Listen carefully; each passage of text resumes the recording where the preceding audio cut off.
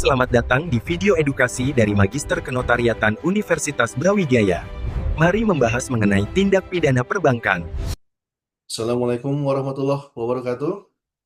Salam sejahtera untuk kita semua. Perkenalkan, nama saya Sadito Gimbar Alam Putra, mahasiswa Magister Kenotariatan Universitas Brawijaya, Jakarta, kampus yang kita banggakan. Kami tertarik untuk membahas pada isu-isu hukum bisnis dan keuangan.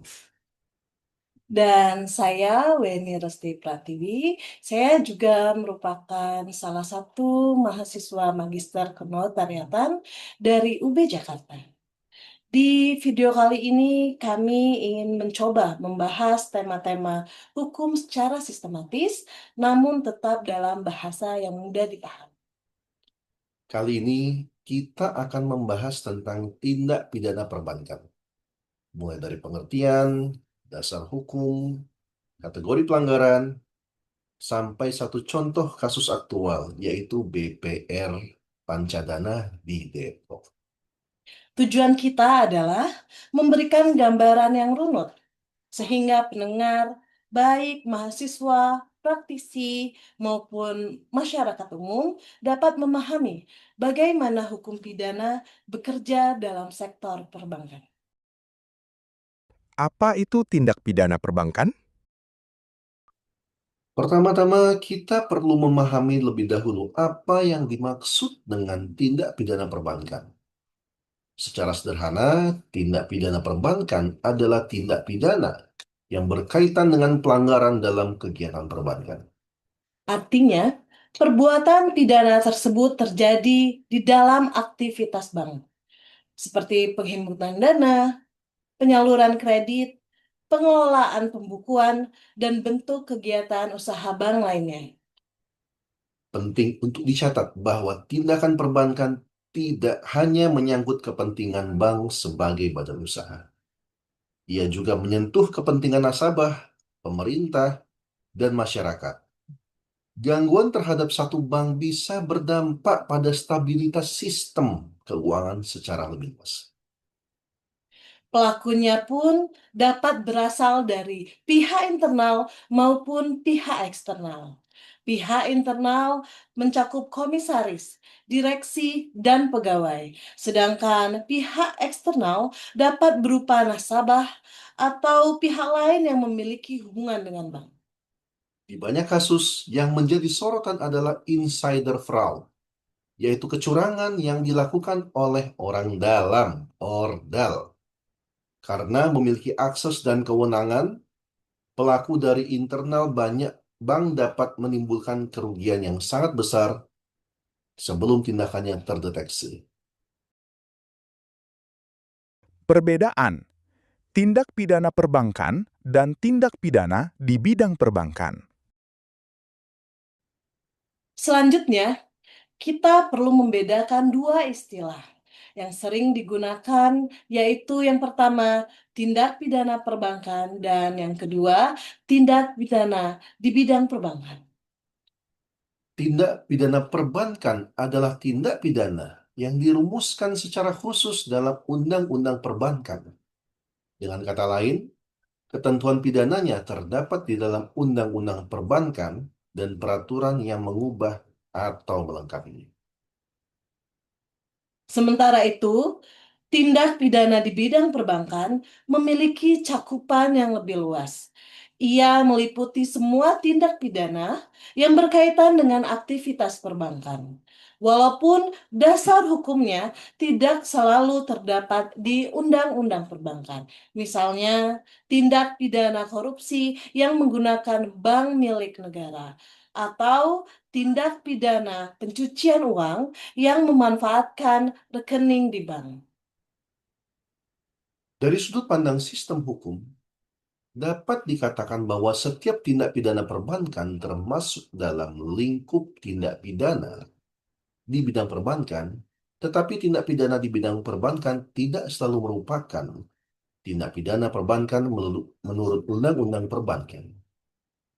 Pembedaan ini penting karena akan menentukan pasal apa yang digunakan, subjek yang dapat diminta pertanggungjawaban, dan serta apakah diberlakukan asas lex specialis dari Undang-Undang Perbankan terhadap ketentuan dalam KUHP.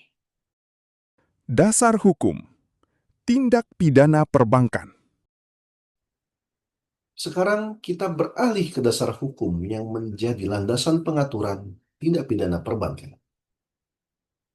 Pertama, terdapat Undang-Undang Nomor 7 Tahun 1992 tentang perbankan yang lebih dikenal dengan Undang-Undang Perbankan yang merupakan dasar utama kegiatan perbankan.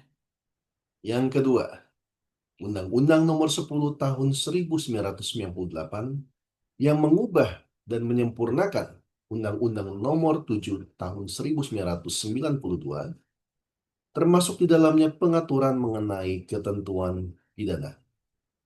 Ketiga, Undang-Undang Perbankan Syariah yang mengatur bank syariah beserta ketentuan pidananya ketika terjadi pelanggaran dalam kegiatan usaha syariah. Di luar itu, terdapat pula ketentuan Kitab Undang-Undang Hukum Pidana (KUHP) untuk menjerat tindak pidana umum yang terjadi di lingkungan bank seperti penipuan, penggelapan, atau pemalsuan. Selain itu, Undang-Undang Tindak Pidana Korupsi berperan ketika pelaku menggunakan kedudukan di bank milik negara atau BUMN untuk merugikan keuangan negara. Dan Undang-Undang Tindak Pidana Pencucian Uang digunakan ketika bank dipakai sebagai sarana untuk menyamarkan hasil kejahatan. 5 kategori tindak pidana perbankan. Secara konseptual, tindak pidana perbankan dapat dikelompokkan ke dalam 5 kategori utama. Yang pertama, tindak pidana yang berkaitan dengan perizinan. Yang kedua, tindak pidana yang berkaitan dengan rahasia bank. Yang ketiga, tindak pidana yang berkaitan dengan pengawasan dan pembinaan bank. Yang keempat, tindak pidana dalam usaha bank. Yang terakhir, tindak pidana yang melibatkan pihak terafiliasi. Kita akan mengulas pokok-pokok masing-masing kategori secara singkat sebelum beralih pada contoh yang lebih konkret. Tindak pidana perbankan. Kategori perizinan. Kategori pertama menyangkut perizinan. Di sini fokusnya adalah pada pihak-pihak yang menjalankan aktivitas yang seharusnya hanya dilakukan oleh bank, namun mereka melakukan ini tanpa izin. Contoh yang sering disebut adalah praktik penghimpunan dana masyarakat tanpa izin usaha bank, yang populer disebut dengan istilah bank gelap. Lembaga tersebut menerima simpanan, menawarkan bunga, bahkan tampil seolah-olah bank, namun secara hukum tidak memiliki izin sebagai bank. Resikonya sangat besar karena tidak berada di bawah pengawasan otoritas. Dana masyarakat tidak terlindungi oleh mekanisme perbankan resmi. Ketika lembaga itu berhenti beroperasi atau bangkrut, nasabah seringkali tidak memiliki upaya pemulihan yang memadai. Oleh sebab itu, Undang-Undang Perbankan memberikan ancaman pidana yang berat terhadap praktik semacam ini, baik berupa pidana penjara maupun pidana denda. Tindak pidana perbankan. Rahasia bank. Kategori kedua adalah tindak pidana yang berkaitan dengan rahasia bank. Bank berkewajiban menjaga kerahasiaan data dan informasi nasabah. Pelanggaran dapat berupa pembocoran data nasabah kepada pihak yang tidak berhak, maupun pemaksaan terhadap bank untuk membuka rahasia tanpa dasar hukum yang sah. Kerahasiaan bank menjadi salah satu pilar kepercayaan masyarakat. Bila informasi mengenai rekening dan transaksi bank dapat tersebar begitu saja, tidak hanya merugikan nasabah, tetapi juga merusak reputasi bank. Walaupun demikian, rahasia bank bukanlah sesuatu yang mutlak. Dalam keadaan tertentu, seperti permintaan dari penyidik, pengadilan, atau otoritas pajak, bank wajib membuka informasi sepanjang prosedur formal terpenuhi. Di luar itu, pembukaan rahasia bank dapat dikualifikasikan sebagai tindak pidana. Tindak pidana perbankan. Kategori pengawasan dan pembinaan.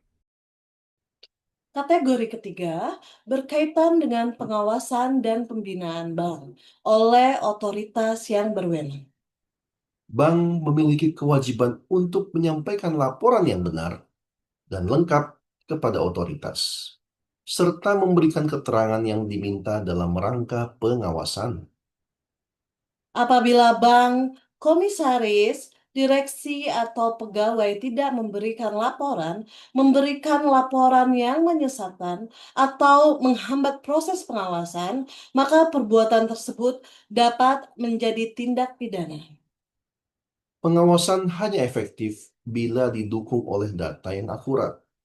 Jika laporan bank dimanipulasi, otoritas dapat terlambat mendeteksi risiko sehingga langkah penyihatan atau penanganan krisis menjadi tidak tepat waktu.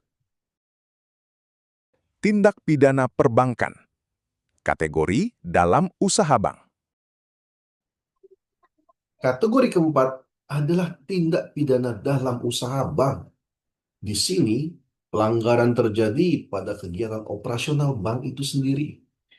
Beberapa bentuk perbuatan dalam kategori ini antara lain pemalsuan pembukuan dan laporan bank. Kemudian pemberian kredit fiktif atau manipulatif. Selanjutnya, penghilangan catatan transaksi juga termasuk ke dalam kategori ini. Pemalsuan pembukuan dapat berupa pencatatan yang tidak sesuai dengan keadaan yang sebenarnya. Misalnya, menutupi kerugian atau menampilkan seolah-olah bank dalam keadaan kondisi yang sehat. Untuk pemberian kredit fiktif terjadi ketika fasilitas kredit dibuat atas nama debitur yang tidak nyata atau tidak memenuhi kualifikasi. Kemudian dana kredit dialihkan ke pihak tertentu. Selanjutnya, penghilangan catatan transaksi yang dilakukan agar jejak aliran dana tidak tercatat. Jika perbuatan-perbuatan ini dilakukan dengan sengaja oleh pengurus atau pegawai bank, maka ini termasuk ke dalam tindak pidana perbankan yang diatur secara khusus. Tindak pidana perbankan. Kategori pihak terafiliasi. Kategori kelima berkaitan dengan pihak terafiliasi. Mereka adalah pihak-pihak yang mempunyai hubungan istimewa dengan bank. Misalnya, pemegang saham pengendali atau perusahaan yang terhubung secara kepemilikan. Pihak terafiliasi mempunyai kewajiban untuk tidak menyalahgunakan pengaruhnya. Mereka tidak boleh memerintahkan bank melakukan tindakan yang bertentangan dengan hukum, seperti memberikan kredit secara tidak wajar kepada perusahaan yang masih satu kelompok usaha. Apabila mereka memaksa bank melakukan perbuatan yang melanggar ketentuan perbankan, pihak terafiliasi tersebut juga dapat diminta pertanggungjawabannya secara pidana, bukan hanya pengurus bank tersebut.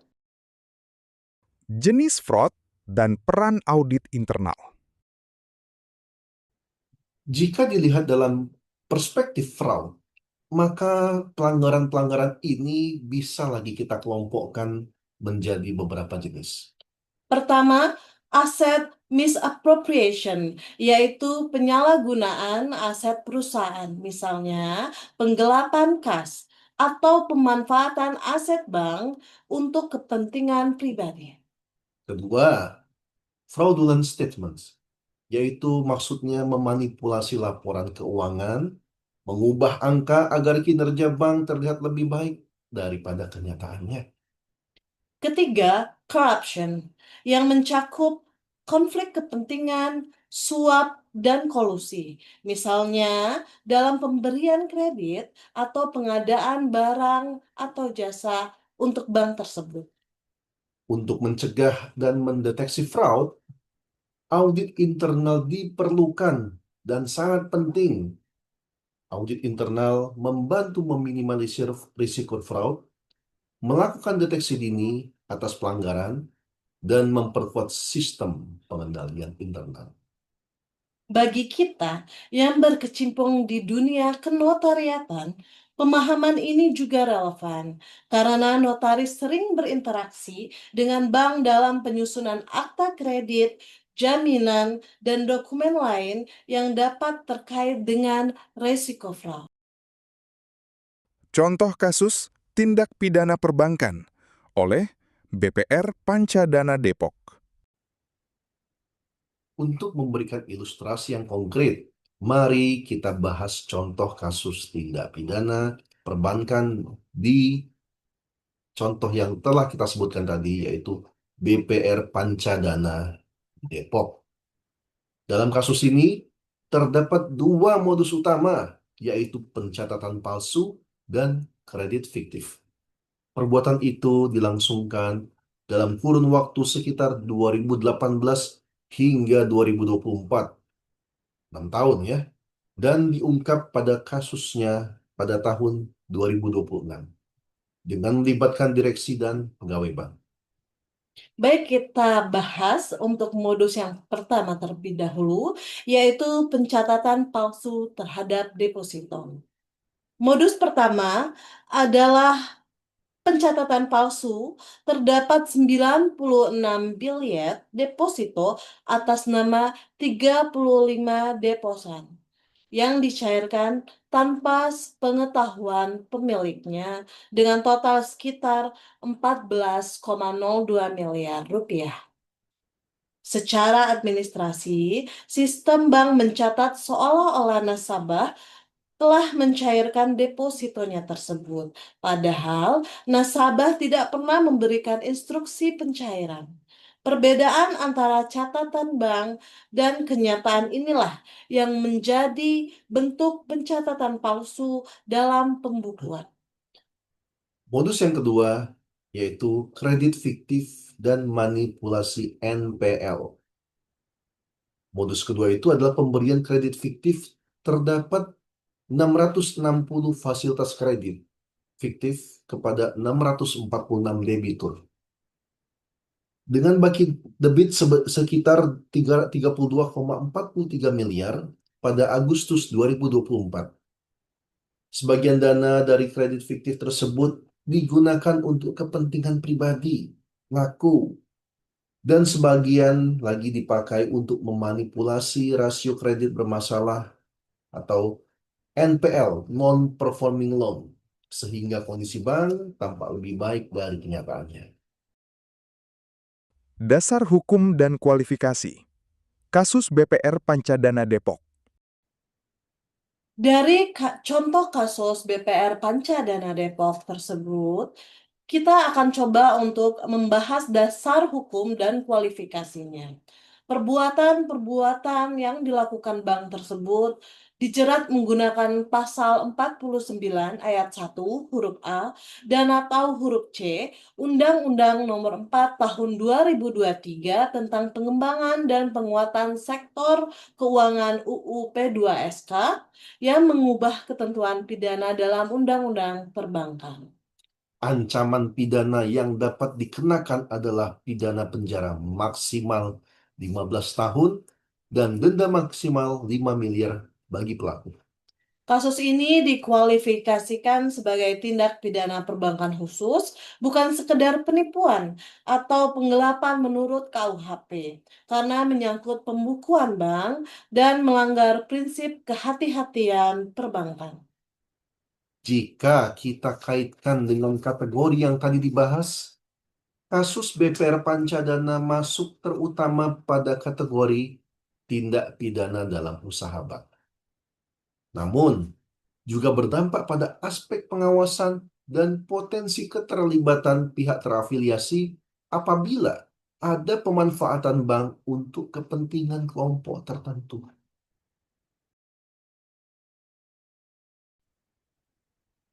Sebagai penutup, dapat kita lihat bahwa tindak pidana perbankan merupakan bagian penting dari sistem perlindungan terhadap dana masyarakat dan stabilitas perbankan.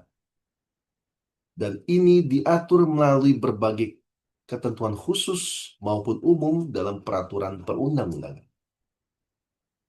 Melalui pengenalan konsep yang kita lakukan di awal, kemudian kita mengkategorikan pelanggaran dan masuk ke contoh konkret kasus BPR Pancadana di Depok, kita bisa memahami bahwa pelanggaran di sektor perbankan bukan hanya persoalan etika bisnis, tetapi juga termasuk ke dalam pertanggungjawaban pidana. Semoga pembahasan ini bermanfaat, khususnya bagi rekan-rekan mahasiswa dan praktisi yang ingin memperdalam pemahaman mengenai tindak pidana perbankan. Terima kasih. Sampai bertemu pada video selanjutnya. Wassalamualaikum warahmatullahi wabarakatuh.